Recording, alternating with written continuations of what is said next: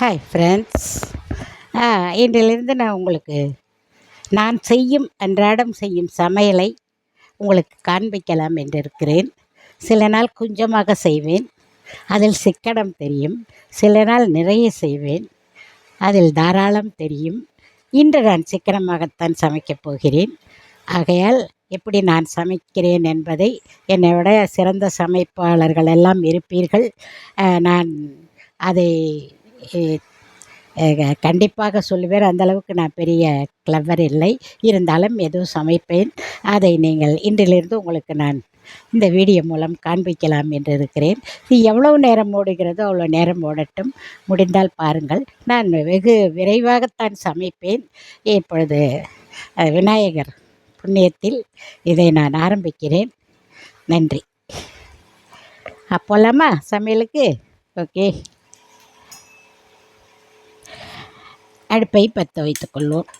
இன்று என்ன சமையல் என்றால் சேப்பங்கிழங்கு. இதோ இருக்கிறதில்ல சேப்பங்கிழங்கு. இது சாம்பார். இது ஒரு சிலருக்கு பிடிக்காது. சேப்பங்கிழங்கு சாம்பாரா என்று நினைப்பீர்கள் இல்லையா? ஒரு நிமிடம்.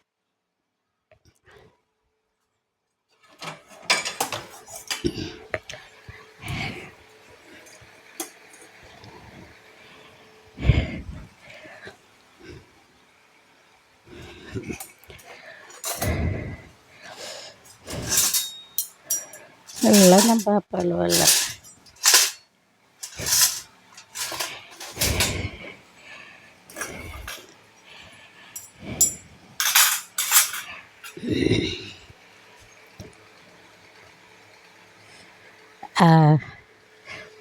இது சமையல் ஆரம்பிக்கலாமா? ஓகே. இப்போவே ஒரு நிமிடம் ஆயிடுச்சு. பரவாயில்ல. நான் இது கடலெண்ணெய். இந்த கடலெண்ணெயை சாம்பார் தாளிக்கிறதுக்கு ஊற்றுறேன். இன்றைக்கி சேப்பங்கிழங்கு சாம்பார் வைக்கிறேன். ஒரு சிலருக்கு அந்த சேப்பங்கிழங்கு சாம்பார் பிடிக்காது. எனக்கு பிடிக்கும். ஆகையால் நீங்கள் சாப்பிட வருவதென்றால் நான் சமைக்க மாட்டேன். ஆனால் இன்று நான் மட்டும்தான் சாப்பிடுகிறேன். என் பிள்ளைகளும் யாரும் இல்லை. எல்லாம் வேலைக்கு சென்று விட்டார்கள். எனக்கு மட்டும்தான். சமைக்காமல் விட்டுவிட்டால் மிக ரொம்பவும் கஷ்டமாக இருக்கிறது. கொஞ்சமாவது சாப்பிட வேண்டும் இல்லையா? அதனால் நான் கொஞ்சம் கொஞ்சமாக எல்லாம் செய்யலாங்கிற ஐடியாவுக்கு வந்திருக்கேன். எண்ணெய் ஊற்றிட்டேன். எண்ணெய் இதில் காஞ்சிரும். இந்த எண்ணெய் இது முதல்ல இதில் தாளித்து விடுவோம். உளுந்து தாளிப்பதற்கு சற்று உளுந்து இந்த ஸ்பூனில் போட்டு விட்டேன். பிறகு கடுகு. அது சற்று சிவந்தது. தெரியுதா உங்களுக்கு என்னன்னு தெரில. ஆகையால் பாருங்க, இப்போ தெரியுதுன்னு நினைக்கிறேன். இதுக்கு மேலே இந்த ஸ்டாண்டை இறக்க முடியல. முடிஞ்ச வரைக்கும் பாருங்கள். இதில் கடுகு கொஞ்சம் போட்டு விட்டேன். கடுகு. பிறகு இதோ பாருங்கள், வெங்காயம் தக்காளி. வெங்காயத்தை போடுகிறேன். கடுகு பொரிஞ்சிருச்சு. வெங்காயமும் இது போடுங்க. பச்சை மிளகாய் சும்மா ஒரு ரெண்டு பச்சை மிளகாவை அப்படியே உடைத்து, தெரிகிறது உங்களுக்கு, அப்படி போட்டிருக்கிறேன். மற்றபடி அந்த எண்ணெய் சட்டியில் கீரை பொரிக்க வேண்டும். இது ரொம்ப சீக்கிரமாக சில்வரை கிடையாது. அதனால் அது சீக்கிரமாக பிடிக்கும் என்பதனால் இதில் கொஞ்சம் வேலையை முடித்து விட்டு அதற்கு போகலாம் என்று இருக்கிறேன். அடுத்து இந்த எண்ணெய் சட்டியில் போடுவோம். இது ரொம்ப கருகிவிடும். அதனால் நம்ம கொஞ்சம் ஃபாஸ்ட்டாக இதில் வேலை பார்க்கணும். எண்ணெய் ஊற்றியாச்சுன்னா ரொம்ப ஃபாஸ்ட்டாக வேலை பார்க்கணும். சட்டுன்னு கருகிடும் அது.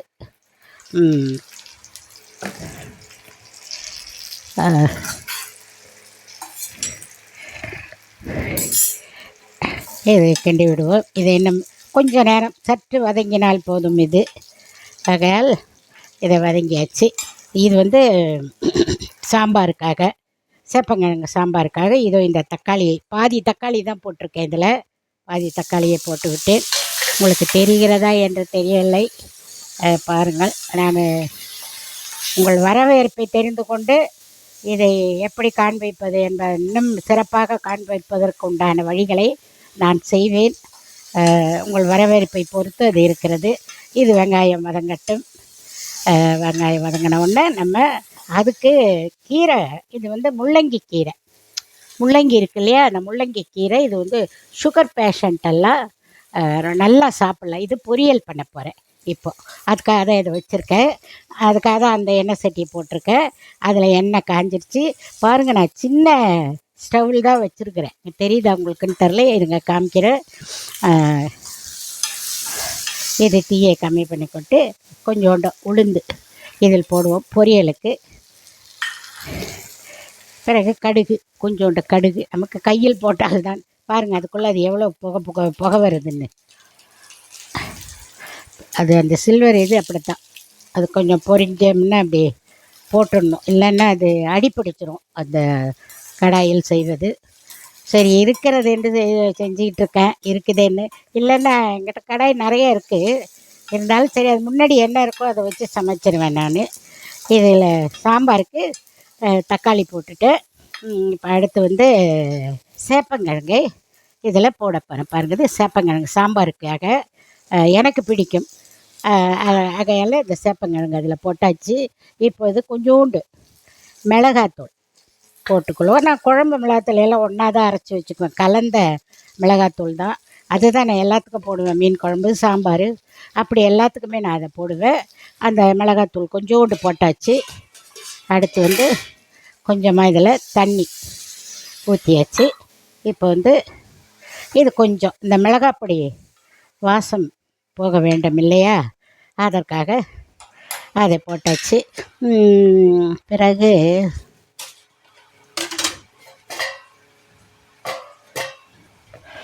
கொஞ்சோண்டு புளி எடுத்து வைத்திருக்கிறேன் சாம்பாருக்கு. கொஞ்சமாக இருக்குது பாருங்கள், எவ்வளோண்டு பாருங்கள், ரொம்ப சின்னதாக லிட்டில் பிட்டு எடுத்து வச்சுருக்கேன். அதை ஊற வைத்து கொள்ளுவோம்.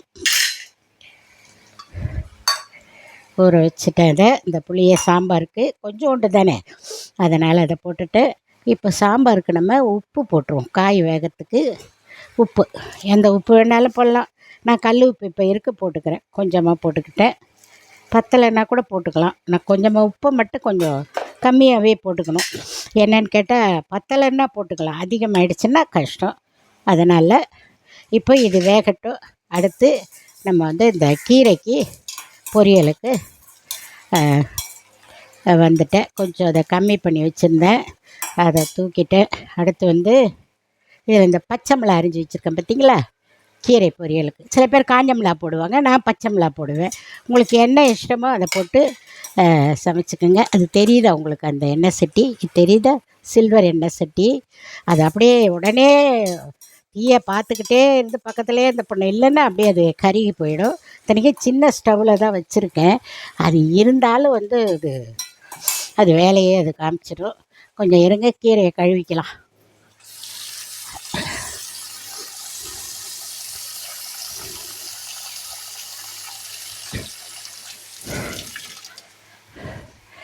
கீரையை தண்ணியில் போட்டாச்சு, அவ்வளோதான். இதை நம்ம அப்படியே தண்ணியை 2 அலசிட்டு, ஏற்கனவே அது சுத்தமாக தான் இருக்குது, இருந்தாலும் அதை சாம்பாருக்கு பாருங்கள், தெரியுதா உங்களுக்கு, இதை பாருங்கள்.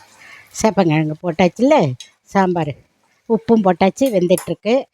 இதை பாருங்கள், இந்த பொரியல் பச்சை மிளகாய் போட்டாச்சு. இது சும்மா ஒரு இது இருந்தால் போதும், ரொம்பலாம் வதங்கணுங்கிற அவசியம் இல்லை. கீரையை நல்லா நம்ம வந்து கீரையை நல்லா அலசி அந்த இதில் போட்டுட்டு, உங்களுக்கு தெரியுதா என்னன்னு தெரியல, இருந்தாலும் கொஞ்சம் சாய்ச்சி காமிக்கிறேன் பாருங்கள். கீரையை அதில் போட்டுட்டு, இது வந்து முள்ளங்கி கீரைன்னு ஒன்று இருக்கும், இது உடம்புக்கு ரொம்ப நல்லது, எனக்கு பிடிக்கும். இதை கூட்டு வைக்கலாம், பொரியல் வைக்கலாம். 2 நாளைக்கு முன்னாடி கூட்டு வச்சேன், இன்றைக்கி பொரியல் பண்ணலாம் அப்படின்ற ஒரு ஐடியாவில் இருக்குது. நான் கொஞ்சம் கூட வச்சுருக்கேன் அந்த கீரை. அதை நான் வந்து உங்களுக்கு மறுபடியும் கூட்டு பண்ணி சிறுபருப்பு போட்டு கூட்டு பண்ணி காமிக்கிறேன். அதை இது வச்சா அது அப்படியே இருக்கட்டும். இதை சாம்பாருக்கு நம்ம வந்துடுவோம் இங்கே இல்லையா. இது நல்லா கொதிக்கட்டும். அது இந்த மிளகாப்பொடி வேகம் போகிற வரைக்கும் நம்ம இதை கொதிக்க வச்சிடலாம். இது கொதிக்கட்டும். இது கொதிக்கிற வரைக்கும் இதை கொஞ்சம் அப்படியே நம்ம கீரையை கிண்டி விட்டுருவோம். சாதம் நான் முன்னாடியே வச்சுட்டேன். சாதம் எங்கே வச்சுருக்கேன்னா காமிக்கிறேங்க, உங்களுக்கு காமிக்கிற பாருங்க. சாப்பாடு வந்து ரைஸ் குக்கரில் தான் நான் வைப்பேன். அது இருக்குது பாருங்கள் சாப்பாடு. ரைஸ் குக்கரில் எனக்கு மட்டும்தான், அதனால் பாருங்கள் ரொம்ப கொஞ்சமாக சாப்பாடு வச்சுருக்கேன். சின்ன ரைஸ் குக்கரு, அதனால் அதில் வச்சுருக்கேன். இப்போ வந்து இது வந்து உங்களுக்கு பாருங்கள் சாம்பார் கொதிக்குது. சாம்பார் கொதிக்குது, கீரை இருக்குது. இப்போ நம்ம அடுத்த வேலைக்கு போயிடுவோம். சரியா? சாதம் அதில் வச்சுட்டேன். இப்போது இந்த சாம்பாரில் நம்ம கொஞ்சோண்டு கிழங்கு ஏற்கனவே வெந்துருச்சு, அதனால் அது ரொம்ப நேரம் அந்த மிளகாப்பொடி வேகம் மட்டும் போகணும். இப்போ இதில் வந்து நம்ம பருப்பு போட்டுக்குவோம். இப்போ நான் ஏற்கனவே இதை பாருங்கள் சிறுபருப்பு வேக வச்சுட்டேன், அதை எடுத்து வச்சுருக்கேன். அது வந்து கொஞ்சம் அப்படி போட்டுக்கலாம். கொஞ்சம் இருந்தால் போதும், நான் மட்டும்தான் சாப்பிட்ணும், அதனால் அதை போட்டு நல்லா அப்படி. இந்த சாம்பார் கொஞ்சம் திக்காக தான் வைக்கணும், அப்போ தான் நல்லாயிருக்கும் போட்டு சாப்பிட. ரொம்ப தண்ணியெல்லாம் வைக்காமல் இல்லை, கொஞ்சம் அப்படியே தண்ணியாகவும் இல்லாமல் கெட்டியாகவும் இல்லாமல் ஒரு மாதிரி வைப்போம் இல்லையா, அது மாதிரி இதை வச்சிடணும். இது கொதிக்குது. இப்போது இதுக்கிடையில் நம்ம இந்த புளியை கொஞ்சம் கரைச்சிடுவோம், கீரையை கிண்டிடுவோம். இதை பார்த்திங்களா, அந்த கீரையில் இந்த தண்ணியே அதில் வந்துருச்சு. நான் தண்ணி போடலை, கொஞ்சம் தானே எனக்கு மட்டுங்கிறனால கொஞ்சமாக பண்ணியிருக்கேன். ரொம்ப கம்மியாக இருக்கும், அது பாருங்கள் உங்களுக்கு கீரை கம்மியாக தான் இருக்கும். கீரை போதும், என்னால் இதுக்கு மேலே சாப்பிட முடியாது, வேஸ்ட் பண்ணக்கூடாது இல்லையா, அதனால் நான் கொஞ்சமாக தான் போடுவேன். இல்லை கொஞ்சம் உப்பை போட்டுருவோம் நம்ம. சரியா? உப்பு போட்டுருவோம், கொஞ்சோண்டு போட்டால் போதும் உப்பு, சும்மா ஒரு 2 கல். நான் கல் உப்பு போடுறேன், எனக்கு நிதானம் தெரியும். தெரியாதவங்க தூள் உப்பு போட்டுக்கோங்க, அதான் உங்களுக்கு வசதியாக இருக்கும். ஏற்கனவே முள்ளங்கி கீரையிலையும் உப்பு இருக்கிற மாதிரியே ஒரு ஃபீல் இருக்கும் நமக்கு. அதனால் உப்பெல்லாம் கொஞ்சம் வந்து நம்ம கரெக்டாக போட்டுக்கிறது நல்லது. கம்மியாக போட்டுக்கோங்க. கடைசியாக இறக்கும்போது கொஞ்சம் பார்த்து வாயில் வச்சு பார்த்து நிதானமாக, சில பேருக்கு நிதானம் இல்லை, அந்த அளவு இவ்வளோ கரெக்டாக இருக்கும் அப்படிலாம் நிதானமாக போட வராது. அவங்களெலாம் கொஞ்சம் கரெக்டாக வாயில் ஊற்றி பார்த்து இதை செஞ்சுருங்க. இப்போ வந்து பருப்பு வெந்துருச்சு. இந்த பருப்போடு இந்த காய்கறியும் பார்க்க எப்படி இருக்குது பாருங்கள், நல்லா இருக்கா பாருங்கள் எப்படி இருக்குன்னு சாம்பார். இப்போ இதில் நான் வந்து புளி ஊற்றிடுறேன், கொஞ்சோண்டு. எனக்கு சில பேர் புளி ஊற்றாமல் கூட சாப்பிடுவாங்க, எனக்கு புளி ஊற்றினா தான் பிடிக்கும். நல்லா கொஞ்சோண்டு தானே ஊற போட்டேன், அதிலே பாருங்கள் கொஞ்சமாக தான் பாருங்கள் எவ்வளோண்டு ஊற்றுறேன்னு, அவ்வளோதான் புளி. இந்த புளியை நான் என்ன பண்ணுவேன், திருப்பியும் ஃப்ரிட்ஜில் எடுத்து வச்சுருவேன். பாருங்கள், ஃப்ரிட்ஜில் எடுத்து வச்சுட்டா அது நாளைக்கு யூஸ் பண்ணிடுவேன் நான். அந்த புளியை வேஸ்ட் பண்ண மாட்டேன், வேஸ்ட் பண்ணக்கூடாது பொருளுங்களை இல்லையா, அதனால் அதை அப்படியே எடுத்து தட்டு போட்டு மூடி நாளைக்கு வச்சுட்டா இது போல் ஒரு சாம்பார் வைக்கும்போது அது கரெக்டாக இருக்கும். நிறையா வைக்கும்போது பத்தாது, கூட கொஞ்சம் கலந்துக்கலாம் நம்ம இல்லையா. அதனால் இப்போ இதை புளியவும் ஊற்றியாச்சு இந்த சாம்பாரில். இப்போ அடுத்து வந்து இந்த கீரையை ஒரு பார்வை பார்த்துருவோம். கீரைக்கு தீ கரெக்டாக தான் இருக்குது, நல்லா சிறுந்தியாக இருக்குது. நல்லா சாம்பாரை இறக்கிட்டு வேணால் இதில் போட்டுக்கலாம், அது வேகட்டும். இப்போது சாம்பார் கொதிக்குது. இதில் எப்போவுமே இதில் ஒரு டிப்ஸ் என்னென்னா, இந்த சாம்பாரில் இப்போ இது கொதிச்சிருச்சு, நான் இன்னும் கொஞ்சம் கூட தண்ணி ஊற்றிக்கிறேன். சாம்பார் ரொம்ப கெட்டியாக இருக்குது, அதனால் பாருங்கள் தெரியுதா சாம்பார். எனக்கு பிடிக்கும், சில பேருக்கு பிடிக்காது சேப்பங்கிழங்கு சாம்பார்னு. சேப்பங்கிழங்கு வறுவல் கூட நான் நல்லா பண்ணுவேன், அது பண்ணும்போது உங்களுக்கு நான் காமிக்கிறேன். இப்போ இது சாம்பார் கொதிக்கணும், அவ்வளோதான். பாருங்கள், ஒரு நிமிஷத்தில் எல்லா வேலையும் முடிஞ்சிடுச்சு பாருங்கள். அது கொதிக்கும் போதே இப்போ இறக்குற பக்குவத்துக்கு அது வந்துருச்சு. அப்போ வந்து நம்ம என்ன பண்ணணுன்னா, இது வந்து கொத்தமல்லி இருக்குது இல்லையா, நான் அதை வாங்கி மிக்சியில் கொத்தமல்லி, இந்த மிளகாய் தனியாக கூட அரைப்பேன், அந்த தனியா எஸ், அதில் கொஞ்சோண்டு என்ன பண்ணுவேன், கொஞ்சோண்டு அந்த தூளை அப்படி போடுவேன். கொதிக்குது பார்த்தீங்களா, அப்போ அதை அப்படியே தூவி விடணும். இது எதுக்காகன்னு சொல்லுவாங்கன்னா, ஒரு வாசமாக இருக்கும் இறக்கும்போது. அதே மாதிரி பெருங்காயம் நான் போடலை, இந்த பாருங்கள் பெருங்காயமும் இந்த இறக்குற நேரம் அப்படி கொஞ்சம் தூவி விட்டுட்டோம்னா அந்த ஸ்மெல்லு வந்து அதில் நல்லா இருக்கும். எனக்கு பிடிக்கும். ஒரு சிலருக்கு பெருங்காயம் பிடிக்காது, ஒரு சிலருக்கு பிடிக்கும். நாங்கள்லாம் பெருங்காயம் போட்டு தான் சாம்பார் வைப்போம். சிறுபருப்பில் ஏன் சாம்பார் வைக்கிறீங்கன்னு நீங்கள் கேட்கலாம். நான் துவரம் பருப்பெல்லாம் சாப்பிட்றது கிடையாது. எனக்கு வாய்வு பிரச்சனை நிறையா இருக்கிறதுனால நான் உடம்பு வலி வந்துடும். அதனால் நான் வந்து எப்போவுமே சிறுபருப்பில் தான் சாம்பார் வைப்பேன்.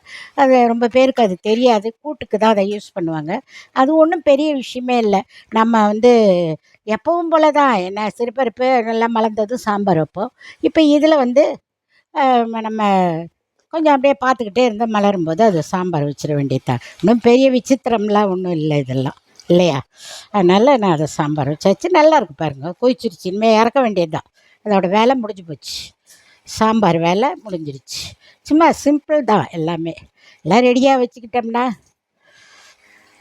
சாம்பார் சிம்பிள். சாம்பார் முடிச்சிட்டேன் நான், அவ்வளோதான். ஒரு நிமிஷத்தில் பாருங்கள் சாம்பார் எப்படி இருக்குன்னு பாருங்கள். இப்படி பண்ணிட்டேன் பாருங்கள் சாம்பார். நல்லா இருக்கா? அவ்வளோதான். இறக்கி நம்ம ஹாட் பேக்கில் ஊற்றி வச்சிடலாம். அவ்வளோதான். ஊற்றிட்டோம்னா சாம்பார் முடிஞ்சு போச்சு. இருக்கு பாருங்கள் ஹாட் பேக். ஹாட் பேக்கில் இப்படி ஊற்றிட வேண்டியது தான். சரியா? அவ்வளோதான். சாம்பார் ரெடி. அவ்வளோதான். இப்போது நம்ம என்ன பண்ணுவோம், இந்த கீரையை தூக்கி இதில் தண்ணி நிறைய அந்த கீரையில் இருக்குது பாருங்கள். அதனால் இதில் தூக்கி வச்சுருவோம். வச்சுட்டு அந்த வேலையை பார்ப்போம். இந்த ஸ்டவ்வை ஆஃப் பண்ணிவிடுவோம். சரியா? பாருங்கள் நிமிஷத்தில் இப்போ இந்த இது கீரை வந்து பொரிஞ்சிடும் பாருங்கள். தெரியுதா?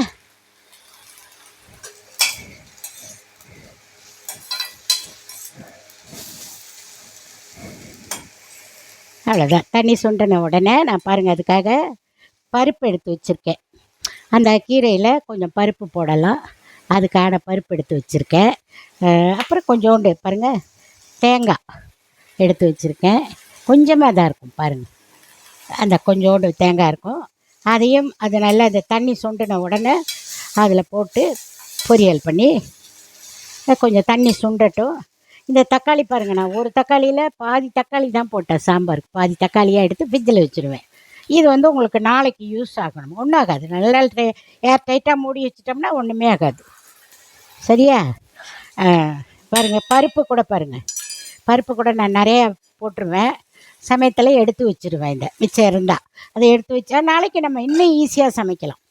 ஒரு நாள் வச்சுக்கலாம், ஒன்றும் தப்பு இல்லை. அது ஃப்ரிட்ஜில் ஒரு நாள் மூடி போட்டு நல்லா வச்சுக்கலாம்.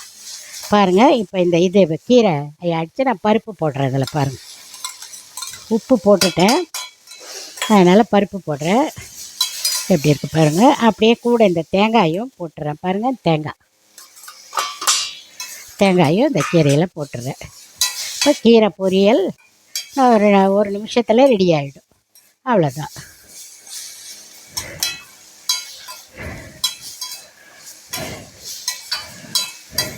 அவ்வளோதான். 5 நிமிஷம் சமையல் எல்லாம் ரெடியாக இருந்தால். இதுவே தான் அளவு அதிகமாக இருந்தாலும் இது தான் கொஞ்சம் டைம் எடுக்கும். அவ்வளோதான். மற்றபடி சமையலுங்க எல்லாம் ஈஸி தான். பெண்களுக்கு சமையல்னாலே ஈஸி தான். அதில் என்னென்னா பொருளுங்களை வேஸ்ட் பண்ணாமல் நான் ஒண்டியாக இருக்கிறதுனால இதுவே எனக்கு அதிகம்தான், கொஞ்சம் அதிகம்தான். இது என்ன பண்ணுறதுக்கு கம்மியாக எனக்கு செய்ய வரலை. அதனால் பாருங்கள் இந்த கீரையை இதில் போட்டாச்சு. முள்ளங்கி கீரை பொரியல் ரெடி. பாருங்கள் எப்படி இருக்குன்னு. நல்லா இருக்கா பார்க்குறதுக்கு? முள்ளங்கி கீரை பொரியல் நல்லா இருக்கு பாருங்கள். நல்லா இருக்கா? அவ்வளோதான். நம்ம இதை இறக்கிடலாம். அவ்வளோதான்.